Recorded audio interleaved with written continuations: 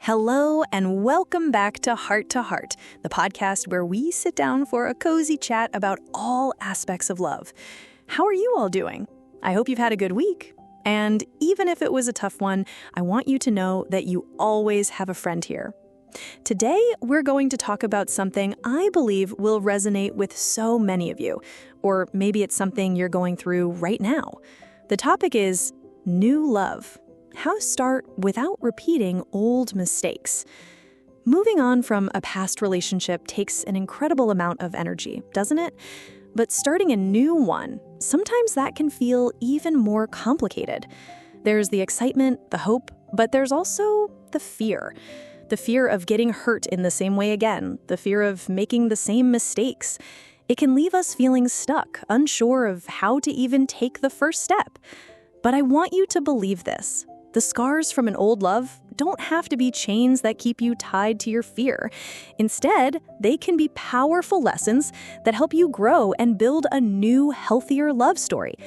Today, we're going to gently unpack these feelings together. We'll explore how to step into a new relationship with more confidence and happiness than before. Are you ready to open your heart? If so, let's begin. Before we can race ahead to start something new, it's so important to pause and look back, not to get stuck in the past, but to truly learn from it. Think of it like finishing a book. Before you pick up a new one, you often take a moment to reflect on the story you just read, right? What it taught you, how it made you feel. Your last relationship is like a finished book. It might have had a happy ending or a painful one, but every single page holds a lesson. The very first step to starting fresh without repeating the past is to do your homework on that old relationship with honesty and without judgment. I encourage you to find a quiet moment for yourself. Maybe settle into a comfy corner with your favorite drink and gently ask yourself these questions. First question, what were the best and worst parts of my last relationship? Try to list them out objectively. This isn't about blaming anyone, it's about clarity. For example, the best part was how he was such a great listener. I felt so safe. Or the worst part was that we always fought about the same small things over and over again. Seeing both the good and the bad helps you understand the full picture. Second question, what did I learn about myself from this relationship?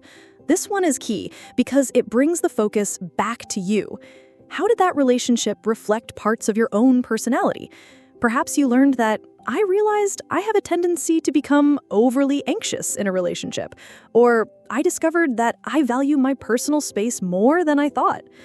Understanding yourself is the foundation for building any healthy connection. Third question, this can be tough, but it's crucial.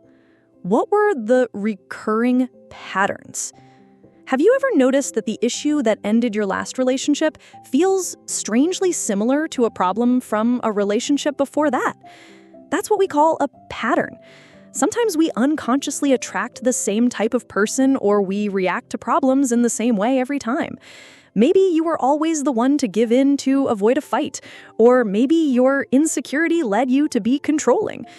Recognizing your own patterns is the only way you can break the cycle before it shows up in your next love story. And finally, have I forgiven myself and my ex? Now, forgiveness here doesn't mean you have to forget what happened or become best friends. It means letting go of the anger and the pain so that your heart can be free. Carrying heavy feelings from the past is like trying to run forward with a rock tied to your ankle. You just can't get very far. Understanding the past isn't about dwelling on mistakes. It's about honoring the lessons. Once we truly understand what that last chapter taught us, we're ready to open a new book with wiser eyes and a much stronger heart. So once we've made peace with the past, the next essential step is to turn inward and take care of our own hearts. It's like preparing the soil before planting a new seed, right? If the soil is dry and lacking nutrients, anything you plant will struggle to grow. Our hearts are the exact same way. This period between relationships is the golden hour for getting reacquainted with the most important person in your life, you. It's the time for true self-love and self-care. So, how do we fill our own cup? First, reconnect with old passions or discover new ones. Think about it. Is there something you used to love doing but stopped when you were in a relationship? Maybe it's painting, taking that dance class you've always dreamed of, packing a bag for a solo trip, or even just binge watching a new series all weekend without feeling guilty. Doing things that bring you joy reminds you of your own worth and makes you feel whole. Second, spend quality time with your unconditional support system. I'm talking about your family and your closest friends. Sometimes when we're in a relationship, these connections can take a backseat. This is the perfect time to nurture them. Go out for dinner with your parents. Have a long overdue heart-to-heart with your best friend. The pure positive energy you get from people who love you for you is one of the most powerful healing balms for the heart. Third, set small, non-romantic goals for yourself. This gives your life a sense of direction that is entirely your own. It could be, I'm going to run my first 5K this month, or I'm going to finish reading 2 books every month, or I'm going to save up for that trip to Italy. Having goals makes you the author of your own life story, proving that your happiness and fulfillment come from within, not from someone else. And the whole point of this phase is to cultivate a happiness that is self-sustained. We need to get to a place where we feel having someone in my life is a wonderful bonus, not the source of my happiness. When you start a new relationship from a place of strength and wholeness, you're not looking for someone to complete you. You're looking for someone to share your already complete and happy life with. And that kind of foundation is built to last. Okay. So we've reflected on the lessons from our past, and we've focused on filling our own hearts with love and happiness. Then, one day, someone new comes along, someone who makes your heart beat a little faster. When that day comes, how do we navigate this new connection carefully so we don't fall back into old, painful habits? Today, I have 5 simple but powerful rules for you. Think of them as a compass to help guide your new relationship in a healthy direction. Rule number 1, stay in the present. Do not compare. This is probably the biggest trap we can fall into. We unconsciously compare the new person to our ex, whether it's good or bad. My ex never did this for me, or why doesn't he understand me the way my ex did? This is unfair to everyone. It's unfair to the new person, who deserves to be seen for who they are, and it's unfair to you because it keeps you chained to the past. Give this new connection a clean slate. Get to know this person for who they are, right here, right now. Rule number 2, communicate with honesty and kindness. Those lessons you learned about yourself in the first segment, it's time to use them. When the time feels right, be open with your new partner.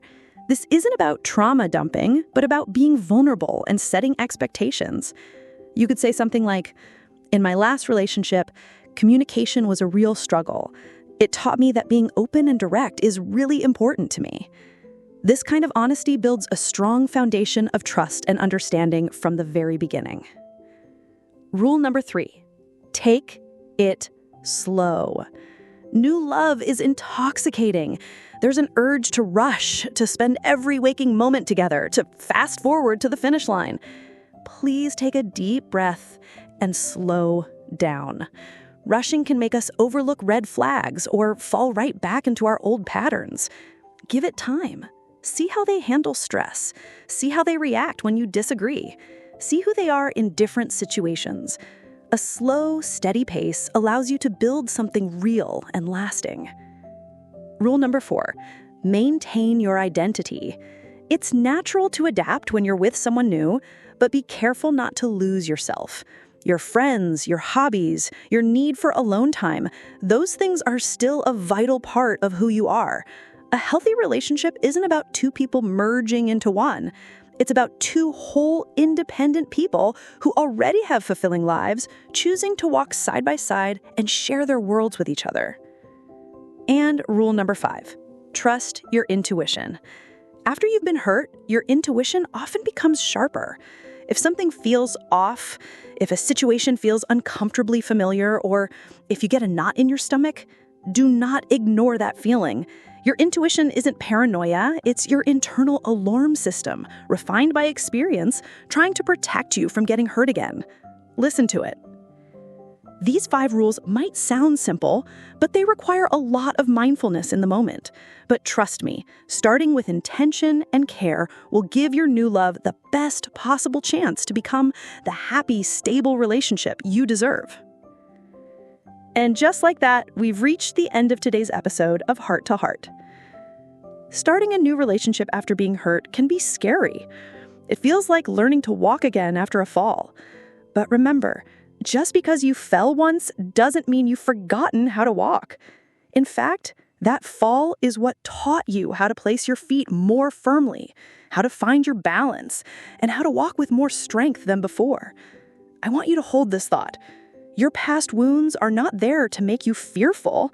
They are there to remind you to love yourself more deeply, to be more discerning, and to be wiser as you move forward. Your last love story may have ended, but your life's love story is far from over. You have the power to write the next chapter, and you can make it more beautiful than the last. By daring to learn from the past, by taking the time to fill your own cup, and by stepping forward slowly and mindfully, a healthy, wonderful new love is not just possible, it is waiting for you. And most importantly, you are so, so worthy of it.